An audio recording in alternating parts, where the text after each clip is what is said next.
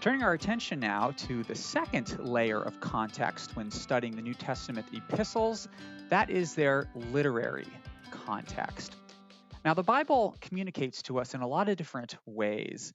43% of the Bible is narrative, it is story, and another 33% is poetry, whether that's songs or prophecy. And that leaves 24% as a genre that we call prose discourse. And that's composed of laws, sermons, and letters. And what makes the genre of letters unique is that they are carefully crafted logical arguments. So what are the New Testament letters? The New Testament letters are logical. They are logical and they are dense. I mean, every verse is just packed with meaning.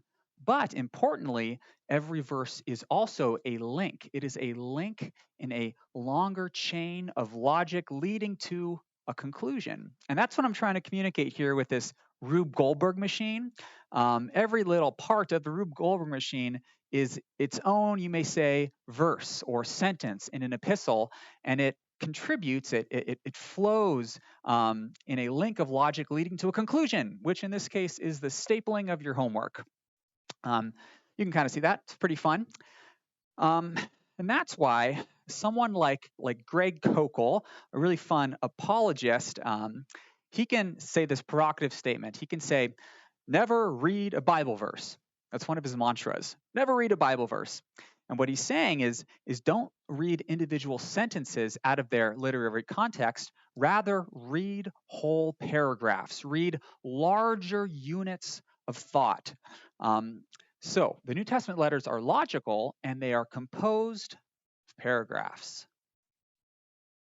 Let me write that down here.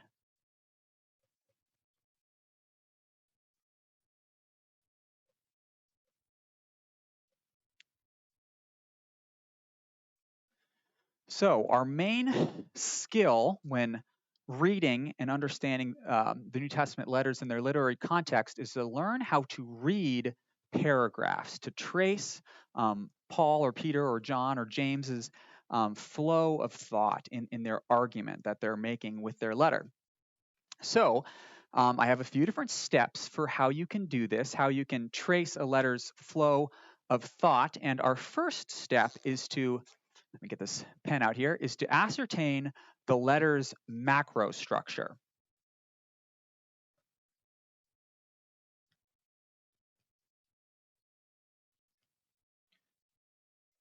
How can the book as a whole be divided into large sections?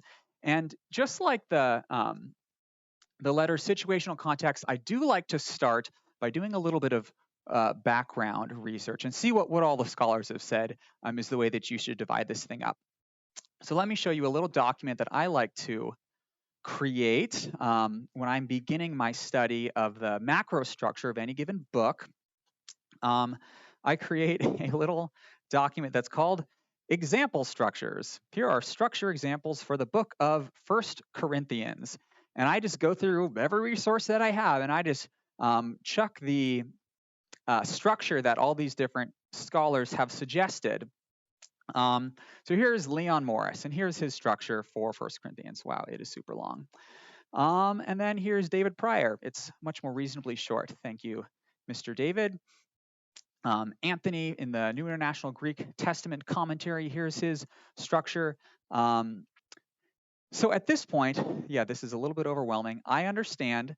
The only thing that we're interested in at this first stage in our study of the literary context is the top layer structure. So just like the first maybe one or two layers of structure in the whole epistle. And as you throw a few of these in here, I think I have 9 different structures in this document. You probably only need to look up 2 or 3 or maybe 4. And when you do that, you'll begin to notice some patterns, some commonalities between all these different structures. You see that there's a division here at the end of 6. And what you're going to do is you're going to take these big level structures and you're going to throw them into a little document, which is your own personal structure for the book. This is mine for 1 Corinthians, and it is kind of oppressively long as well. But again, we're only interested in this left panel here, the top layer of our structure. And this top layer is going to form kind of like the skeleton structure, which as we spend more time in this letter, we're going to flesh it out and add more details. But at this point, we're only interested in this top layer structure. So for the book of 1 Corinthians, here's my little mini diagram for 1 Corinthians. There's a division after chapter 6, and then the rest of the book, 7 to 16, forms the second half. Get rid of this red pen, don't need it anymore. And then the next layer down, we got chapters 1 through 4 that deal with divisions, 5 and 6, sexual immorality and lawsuits. Chapter 7 is marriage. 8 to 10 is idol feasts. Chapter 11 has a couple things to do with the worship service. 12 to 14 is spiritual gifts. 15 is resurrection. And then 16 is some concluding thoughts. So there you go. That is kind of our structure, at least in this case of 1 Corinthians. And this is what you're after with this first step for studying the literary context. What's the big structure of the book? And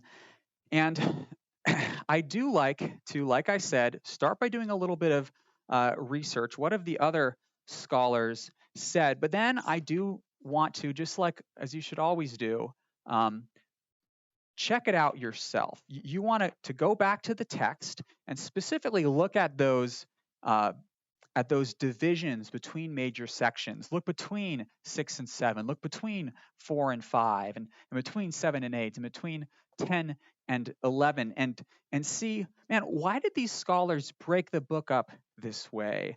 And most likely you'll go back to the text and you'll see, oh, okay, I see. That makes sense. I agree with this structure, or maybe you'll change it a little bit.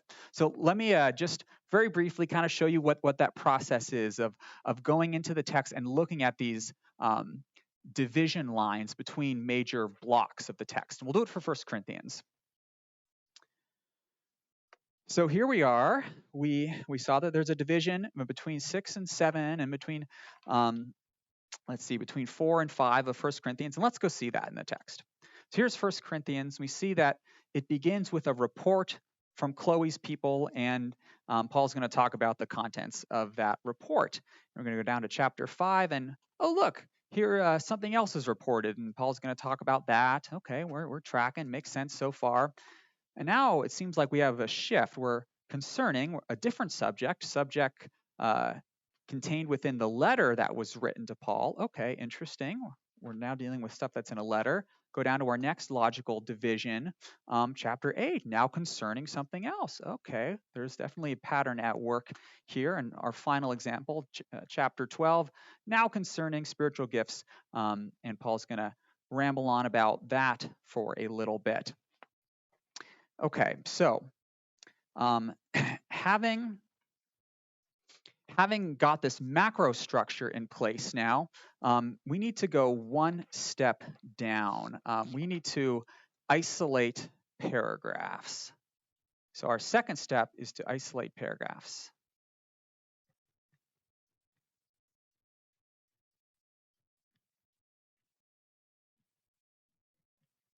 And that's kind of what I have depicted here with this little letter to the Ephesians.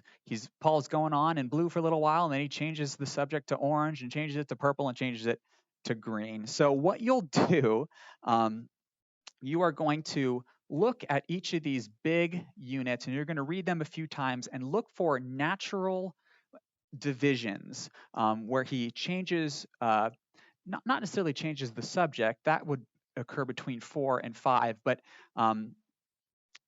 where he has one kind of cohesive single thought, and then it moves to another thought unit, another paragraph.